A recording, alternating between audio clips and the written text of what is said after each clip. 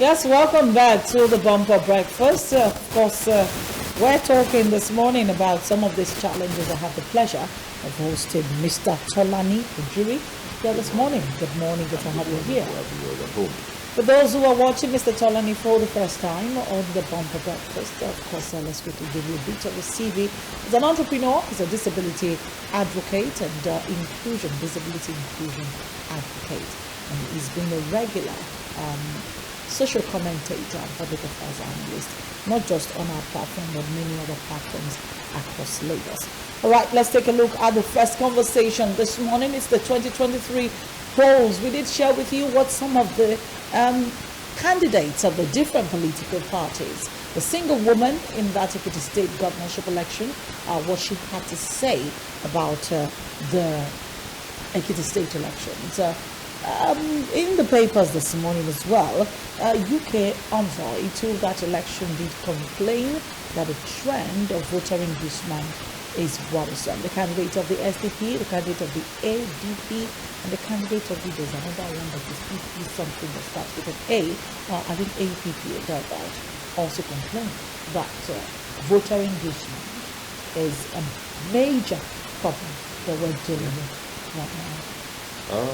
Yes, because I mean, with the social media and technology, the videos were all over the place. People were making all kinds of videos and sending them out.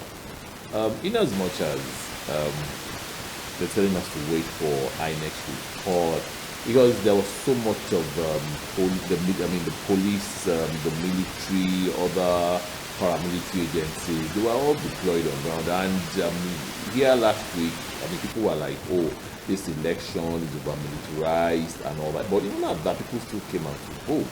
And there was so much of vote buying. I think that's a major trend now. It's not as if it's a new thing. But the rate and the way it took place in the city, it was so brazen. They don't even care anymore. I mean, the cash was there at the polling booth. In some cases. In a lot of cases. Because, I mean, the one where the EFCC and ICP officials were they not there? If you watch some of the videos, it got to a point, the team lead for the EFCC lost his voice. Because how many people do you want to catch? Some people were caught with money with them, and they were asking the FCC team, can't I have money on me? Is there any law that says I can't carry X amount of money on me to the police, on election day or to the polling station and all that? So it's like we still have a long way to go. EFCC can only they did so much. Left to me, they displayed a lot of energy. But how many EFCC officials do you have? Vis-a-vis the over 2,000 polling booths in Ekiti. So they were really, really overwhelmed. And even if they have support, the support team they have, the police, the army, the DSS, and all that, those ones too, there's little or nothing. It has to do with so much of the orientation. And mind you, there's poverty in the land. So, because I was in Ekiti State, I mean, my director can share some of those videos. I was in Ekiti State about 2 weeks ago, prior to the election, to just wait, have conversations with the people. I tried to sample opinions and see how Ekiti people were going for the election. I can tell you for free that I passed through about, give or take, 25 checkpoints between Osun and Ekiti. And this was way before, about a week before the election. And on returning, they were still there, even in the rain. They were really there in the rain. Majority of the policemen who ask you questions are very cautious. I mean, they're one of the finest policemen I've encountered in a long time. We only had semi-unpleasant experience with one of the checkpoints, and it was just one police officer. And when the superior officer saw that we were lingering, at that spot, he came forward and said, "You're causing a queue. What's the problem?" And they said, "Let them go. Oh, do you have any problem with the documents?" I said, "No." So let them go. So and they let us go. So we've had seemingly smooth, right? But of course we couldn't speed because right when you're climbing up, your speedometer is climbing up to 80. you're already at the next. At So the next checkpoint. at the next checkpoint. But by the time you go back to 20 or 0 and you're climbing back to 60 again, you're at the next. So it's more So like you get it. a checkpoint. It was a checkpoint, and so I think that's why insecurity a little bit in the state has come really low. And this was a combination of the army was two strategic army points, and then there were police in between. About 5 policemen manning each one with their vehicles. So yes, it was heavily manned. I agree. 17,000 plus policemen were deployed for that election. Is it the job of the police now to catch people with money in their pockets? There are a lot of other countries whereby in fact they have their elections during the day, during official working hours, and you don't even know that elections are taking place in those countries. But as a visitor, you fly in, go into those countries, do your business, and go out. But here, you have to lock down the whole day. In some places, Friday to see that election is a work free day. Saturday, you don't get, they restrict movement from morning till late in the evening. You don't need all that. Election is. Are you saying we're really mature for having activities go on regularly while we are voting? While we're still snatching ballot boxes? That is what it should be. And mind you, INEC is evolving now with the way elections are taking place. Yes. APT election is like a test. It's like a test for the upcoming national election. And now, is Ekiti better than? Was Ekiti better than Anambra? It's just a slight, because we've not really had the report. Because all the reports we are having now is from observers, from the parties, and of course, I'm going to say the things that favors you. INEC is meant to give a comprehensive report. The journalists who observed will give an unbiased report. The international community will still come back to give an unbiased. So it's not. It will not be really fair to base our judgment based on the reports we've gotten from different areas. Yes. Okay. So Ekiti state election has come and it's gone, and so many issues have come out from the Ekiti state election. The candidate of the APC, Biodun Oyebanji, did emerge winner of that election. Whether people like him or not is not the matter here. The president did congratulate him yesterday when he paid a courtesy visit on the president, of course, accompanied by is the outgoing governor. Should I call him godfather? Well, it's simple as saying the outgoing governor, Governor Fayemi. Okay, because a particular man, one of the senators, one of the past 7 senators, just for the last 8 senators, Senator Juro Fasheyi in Ekiti State, did say that Kayode Fayemi and Fayose were both brought those candidates because they were looking for a third agenda. They said because it was like an extension of their arm, to stay in government. But President Muhammadu Buhari congratulated Biodun Oyebanji yesterday. Let's listen to the president, of course. We're back here to talk a bit about the state election, because Nigerians do say, even though our elections are heavily monetized, they will always collect the money.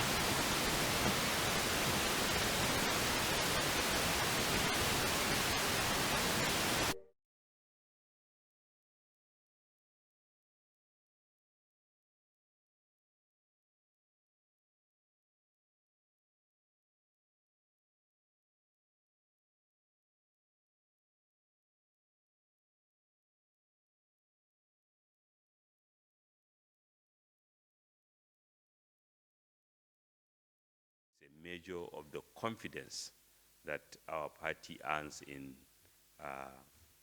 Ekiti State, because of the performance of our governor, because of the people's love for our candidate, and indeed the love for our party. Our presidential flag bearer, we briefed Mr. President, was there during the campaign, representing our presidential flag bearer, Asuwaju Bola Ahmed Tinubu, as well as the chairman and most of the members of the National Working Committee, as well as governors. The Election Management Committee, chaired by Governor Badaru Abubakar, did an amazing job of monitoring the election, And we did tell Mr. President that this is an election where the Beavers machine worked properly, and the results of the election were in record time, and the security arrangement was quite impressive. And this couldn't have been possible without Mr. President's commitment to building institutions that can deliver free, transparent, and fair processes. So in addition to commending them, and also thanking our governor, our brother governor, who President remarked left him in the cabinet 4 years ago, and now 4 years is a short time in politics, and who is a very proud person that he has led our party to success. And being that this is an election, one of two elections that is taking place before the general election of 2023, it was a very significant win for us, and the performance of our colleague John Kayode Fayemi and all those who assisted him has been brought to bear. Thank you.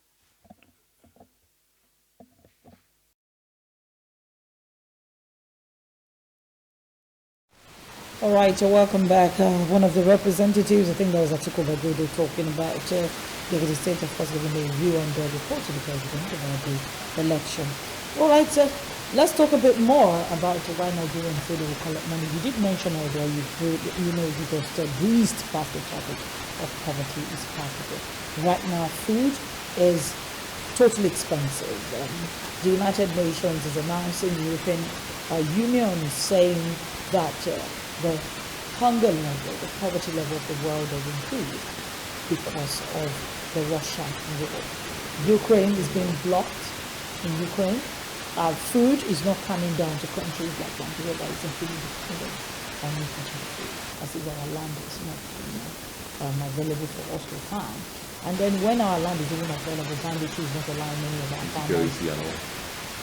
So we have these issues that we're really dealing with them. Hunger is palpable. People know what it is. It's staring loads of people in the face. And then you say they should not collect money when, even if it's just 5,000 naira, really, they shouldn't collect it? It's like the politicians have weaponized poverty, and we've been moving down the slope, and things are getting tougher by the day. The purchasing power of an average Nigerian is really decreasing. Now people now make excuses. Even people you think should know are now making excuses of like, I'll collect the money all the same, but I'll not vote for them, and all that and all that. I mean, that's not good enough. Let's us be clear. Vote buying is vote buying. Don't collect the money. But how do you explain to the woman that had not fed her children for 3 days, or to somebody that had not had power supply in his house for a week that needs to buy fuel, and the fuel from 165 is now selling at 200? Of course, all these things will come to play. We can sit down here comfortable and say it all we can, but when you are on, and mind you, that is Ekiti, you are in Lagos. Yeah. It is more of an agrarian state and a civil servant state, and you don't really have, I mean, most people don't get to do 2 jobs or whether you can just get other streams of income to augment what you have. They have to. So Education, poverty, where poverty is staring service. you in the face, there is little or nothing you can do. So there's a lot of work to do. Yes, on the area of voter orientation, there is even so much work to do in the area of the politicians as well. As INEC is trying to get things done in a proper way, as INEC is getting better at their game, making sure that we have a free and fair election, these same politicians are devising new means of just making sure that they sabotage the electoral process, and that's not fair enough, because at the end of the day, all of us will suffer. Okay, so it is no longer a system where only one side will suffer. Brings me to the next thing Nigerians are dealing with right now. Nigeria is in total darkness. Nigerians are paying heavily for living in darkness. When was the last time you had power supply in your house? When was the last time you could boast that your generator wasn't on? And for those who do not even have the luxury of putting on generator, when was the last time you got the opportunity to drink cold water that you didn't buy on the streets of Lagos? So I'm just wondering, the privatization of the of the power sector, NLC is demanding for a reversal of that contract. Yes, the legal people are not here to tell us if it is a possibility or otherwise. Can Nigeria revive back, or do you have confidence that if we're privatized, we would get power correctly? We will be able to solve the problem? It is not so much of a legal issue. We have a major problem here. Our power problem affects every part of our society. NLC talking about them reversing it. The same NLC was in existence when this process was taking place. Yes. Yes, and this is just about the discos you're talking about. You have the disco, you have the gencos, and where do we start? Is it from the Candy Dam or the hydro power stations that are not functional because they claim there is low water level, or for the gas stations that are not working because the gas supply is low? Yet this is an oil-producing nation whereby we have so much of gas being cleared away. So it's like we are not ready yet. That's the thing. We are not ready yet, and we are getting so close to that point when we will have to do something. Earlier in the year, we are in June. This is June. This is June 21st. As at this same year, we bought diesel at 200 and something.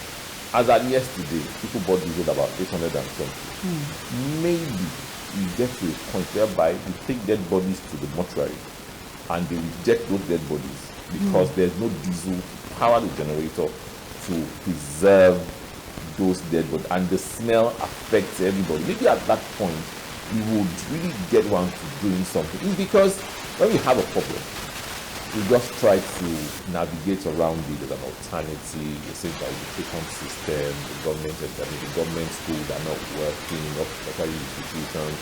We all move out into go to private schools. To private. Yes, the power system is down. Some estates are constantly on their own generator. But now it's getting to. I don't know, powering the generator with diesel. Yeah, that's what I'm saying. Because even if you notice now, for a lot of estates whereby they tell you to pay service charge, they will tell you that the service charge you are paying before they pay service charge for 1 year. Now they tell you that service charge you will pay another one when you are requested to pay another one. So no real estate manager takes service charge from you and tells you that, oh no, this is for 3 months, because it's not going to work. So it's like even it affects manufacturers, it's affecting every aspect of our life. So we really need to sit down and be sincere with ourselves. Yes, we're talking about the Russian-Ukraine war.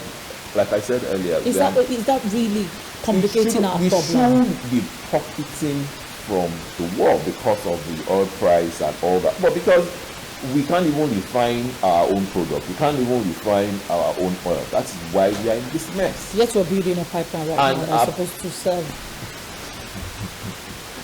That's why we are in this mess. It's an ECOWAS project. You now have a situation whereby we don't even have the dollars to buy. I mean, we don't have the foreign exchange to buy these things that we require. We are not producing anything. We are not earning the forex that we need. So we are edging quickly towards that point. All right, as we round off the segment this morning, some journalists were attacked when they were on the entourage of Asiwaju Bola Ahmed Tinubu's, or the governor's entourage, to welcome Asiwaju Bola Ahmed Tinubu back to Lagos a couple of days earlier. On Sunday, to be precise, Ashwaju arrived in Lagos. He was received amidst dancing and celebration at the Murtala Muhammad International Airport, second wing, the local airport. That's the two at Ikeja, and quite a number of people were there to welcome him across, everywhere, across all sectors of the Lagos environment. Let me not call it the economy now. But you see, the interesting part of it is the fact that he went to Idugona to visit Akuru of Akuru of Lagos. And interestingly, the entourage was attacked. The ambulance and the press crew were attacked by unscrupulous elements, like our papers usually call them. That thank God, it's not unknown gunmen, because as a matter of fact, they could pinpoint quite a number of youths that we saw there. And this idea of having area boys, attacking people is becoming a really serious matter to deal with. The windscreen of their press crew bus was broken. The driver was slapped. Two journalists, two writers, one for Western Post, was injured heavily. You can see the video is right there, and it's quite preposterous that we're still attacking. Yes, attacking journalists. Still attacking. What did we do to you people? Well, it's obvious that the area boys that attacked that bus were not particularly, because from the report. Can journalists give them money? Obviously, journalists can't give them money. I don't understand. Obviously, journalists can't give them money, because that part of town, you always have area boys asking for money from whoever it is. So obviously, it is not a kind of targeted attack because you are journalists, that's why we are coming after you. No, it's it's a rather unfortunate incident. The journalists, but what about the ambulance? Do they want?